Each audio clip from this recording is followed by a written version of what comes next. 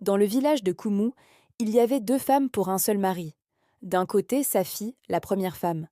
Elle avait un cœur aussi noir que le fond d'une marmite brûlée. De l'autre, Ami, la jeune coépouse, douce comme du miel.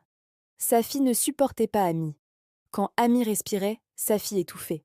Comme disent les anciens dans leur sagesse approximative, la jalousie, c'est et boire du poison et espérer que c'est et le pauvre autre qui aura mal au ventre.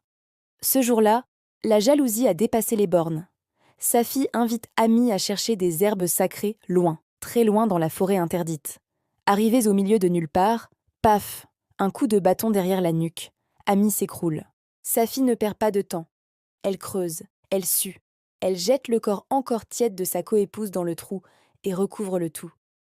Bon débarras, dit-elle en essuyant ses mains. Oui, je sais, l'être humain fait peur parfois. Safi rentre au village, le visage triste, prête à jouer la veuve éplorée. Oh, Ami s'est perdue, les lions l'ont mangée. Elle dort comme un bébé. Enfin, un bébé diabolique. Mais le lendemain matin, le silence a toussé. Un cri traverse le village. Pas un cri d'animal, un cri de terreur. Safi sort de sa case. Et là, ses jambes deviennent du coton. Devant sa porte, il y a un tas de terre rouge, de la terre de la forêt interdite. Et de cette terre, une main sort, puis une tête. C'est Ami. Elle est vivante.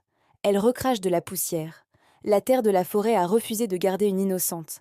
Elle a littéralement vomi le corps jusqu'au seuil de la coupable. Safi a hurlé si fort qu'elle a perdu sa voix pour toujours. Comme disent naissants les anciens, si tu creuses une tombe pour ton ennemi, n'oublie pas de vérifier si tu n'es pas déjà dedans. Aujourd'hui, Ami va bien. Safi, on dit qu'elle balaie la poussière toute la journée, de peur que la terre ne l'avale à son tour. Ton rapide et engageant. Si cette histoire t'a fait sourire et frissonner, abonne-toi, laisse un like, partage la vidéo et dis-moi en commentaire quel moment t'a le plus surpris.